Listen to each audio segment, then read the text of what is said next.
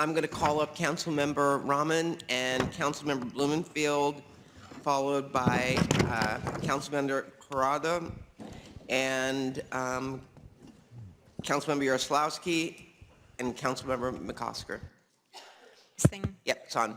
Great. Well, thank you, everyone, for giving us a chance to speak, and thank you especially to Supervisors Mitchell and Hahn for being so nice. My name is Nithya. I'm the chair of the Housing and Homelessness Committee in the City of LA, and I want to acknowledge that our homeless services sector is deeply challenged and that LAHSA has very, very real challenges. Over my time as chair, I have worked closely with my fellow leaders in the city and the county, as well as LAHSA, to fund new innovative programs and to secure the data we need for accountability, a problem that we've all acknowledged is very real. And I am very proud to say that although we have a long way to go ahead, this deeply unsexy work on data and metrics has actually produced results in the city of LA. We've had a 10% reduction in street homelessness thanks to our work and investments citywide, and a 40% reduction in street homelessness in my district last year, with more reductions expected in this coming year. I've also been closely working with LAHSA on a question that we've had for a very long time, which is what data do we need for performance management? And for the first time, we've actually seen improvements in that data, and we've already been able to use that data to make significant improvements in the number of people moving indoors and off the streets. I thought I would have 3 minutes. That's what my staff told me. I'm just going to finish reading this, if that's okay. I've also spent countless hours over the last few months serving on bodies set up by the county that are oversight bodies to coordinate our services better and to improve outcomes. And that's why I was deeply disappointed to see that the Board of Supervisors is moving ahead with a plan to remove all Measure A and other dollars from LAHSA without consulting the City of Los Angeles, its partner in that effort, and a partner that has matched the hundreds of millions of dollars that the county provides. Many of us on this council campaigned for Measure A, and it was voted in primarily with the support of LA City voters who believed in the language of the measure of greater coordination and accountability. And I believe strongly that these voters may not have supported it if they knew that these dollars would be moved into the county without input and partnership from the city. That is what I'm asking for today. What I fear most is that we are moving the money from one bureaucracy to another, one that the City of LA has much less visibility into.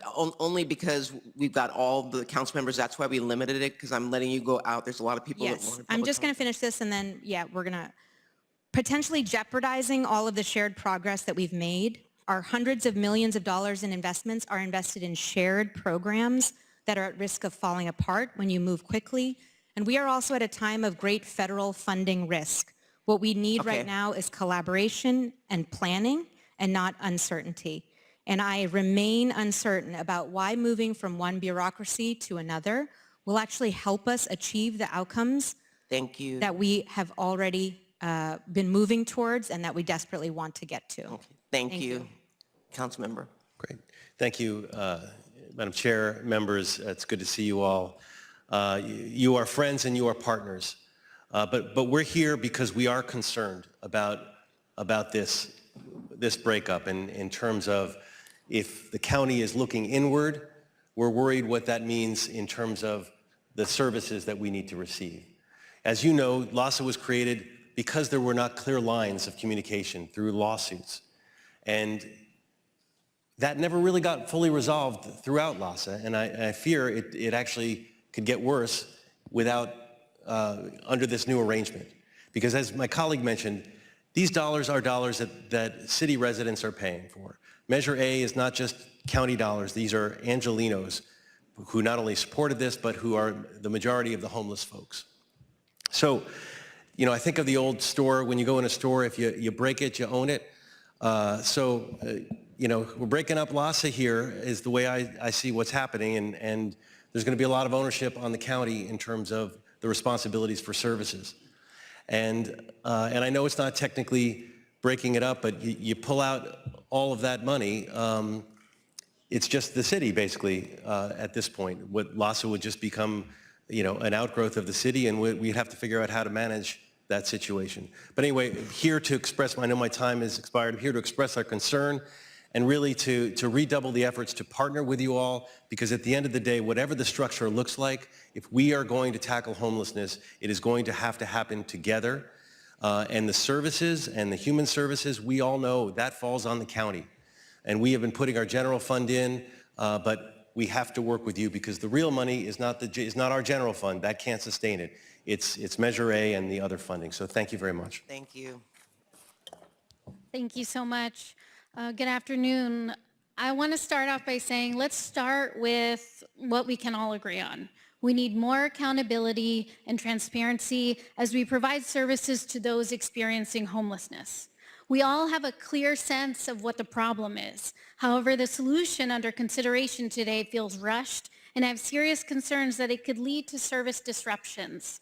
As a council member representing Skid Row, the area with the highest density of unhoused people, I know full well that any delay in providing services to people experiencing homelessness is a matter of life and death. And we need to balance accountability with stability, and stability often takes time. And as we navigate this transition, we ask that the new county department report monthly to ECRA and how the transition is going, and discuss impacts to the city and region. And more locally, I'm happy to partner with Supervisor Solis to create a new Skid Row Action Plan work group so that we can make sure that as part of this transition, we can make the folks in Skid Row know that they are taken care of and ensure accountability and communication across parties as we move this path forward. Thank you. Thank you, Supervisor. Councilmember Yaroslavsky. Thank you, Chair. Good afternoon, supervisors. This is my first time here as a council member. I'm our new Budget and Finance Committee Chair at the city. I've known and worked with all of you for at least a decade, and you know that I'm not a grandstander, and I wouldn't be here if I didn't think it was really important. We all share the same goals. We want a functioning system that quickly and cost-effectively moves people off the streets and prevents homelessness in the first place. Despite a challenging and often frustrating and inefficient LAHSA, we have made real progress together, and that progress is at risk. Because regional challenges require regional solutions. That's why we have Metro, which we all sit on together, and AQMD. LAHSA's governance never included 87 out of 88 of the cities within the county, and so it was destined to fail. So fine, let's move past it and build something better. It's important, though, that we do that together and are clear-eyed about what this transition looks like. Every single one of our constituents is also your constituent. And if you significantly defund LAHSA too quickly without working with us to provide for what's next, I worry that our shared constituents who rely upon us to work together will suffer. I want to talk for just 1 second about relative capacity, because I think it's really important here as we talk about transition. You can stand up a department very quickly because you have hundreds of county employees who are already working on homelessness in various departments and initiatives. We have about a dozen. If you defund LAHSA in the way contemplated today and take hundreds of LAHSA's best folks, the risk of unintended consequences is high. So please, please, please, let's work together on a sustainable transition plan and then move quickly to implement, making sure there are no gaps in coverage. And just to close, at this moment when the federal government is defunding everything they can, we don't have the luxury, neither the city or the county, of being anything less than completely coordinated and laser focused on outcomes. And so we just ask that you work with us to make sure that there aren't negative unintended consequences for our shared constituents. Thank you. Thank you. Last but not least. Thank you very much. My supervisor, Tim McCosker, council member of the 1-5. Thank you so much for having us here. I appreciate Supervisor Mitchell's amendments very much. I think we all do, and I'm quite sure that Supervisor Hahn's amendments, which we haven't heard because she deferred, will be also very, very helpful. But I want to come back to something that you said, Supervisor Barger, and how this all started. Go back to pre-1993. It wasn't the city and the county suing each other. It was Mayor Tom Bradley picking up the phone and calling City Attorney Jim Hahn and saying the county is failing.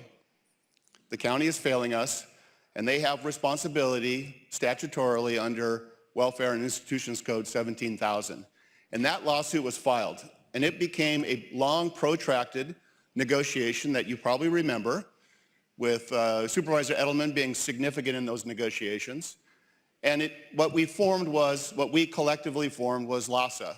Should it have included the probably 85 cities or 83 cities back then? Yeah, probably should have.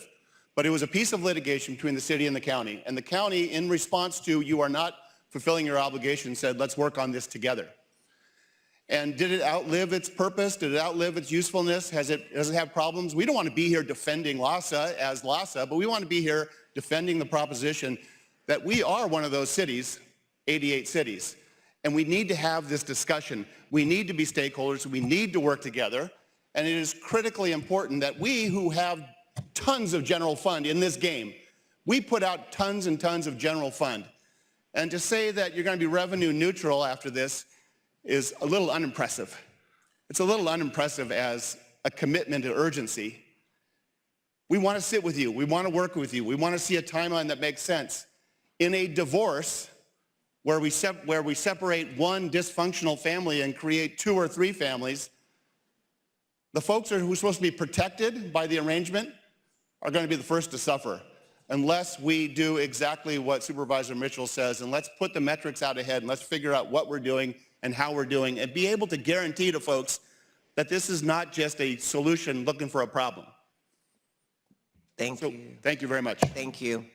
If I may, just before our colleagues leave, and I'm glad maybe this motion was the important move, since this is the first time since I've been here that I've seen the council members here on this subject. But I do think that this motion proposes that LAHSA is scaled back to what it was before Measure H. So it's not going away. That relationship continues in the COC. We also have a relationship with the city through an MOU. We also have a relationship with the city through the Alliance settlement. And overall, the county currently pays 67% of the total admin budget of LAHSA. That's $33.7 million. And on individual contracts, the county pays between 8 and 12% administration compared to the city's 2 to 4%. So the county is using these dollars that, yes, belong to our shared constituents in order to make sure that we are serving all areas, and that's the intention of this motion, for us to continue to do that work, but make sure that the dollars are not being spent unnecessarily on layers of admin, but more on the services that I think we're all committed to seeing provided in the region. Thank you. And let the record reflect that Councilmember Rahman has been to board meetings before talking on this issue and is part of the ECRA board. So with that, thank you all for being here. Thank you. And now to Supervisor, are you done, Supervisor Mitchell? All right, Supervisor Hahn. And thank you all. Thank you. And thank you to our colleagues up the street. Thank you for being here today. We know that we're going to continue to work with you as we move forward.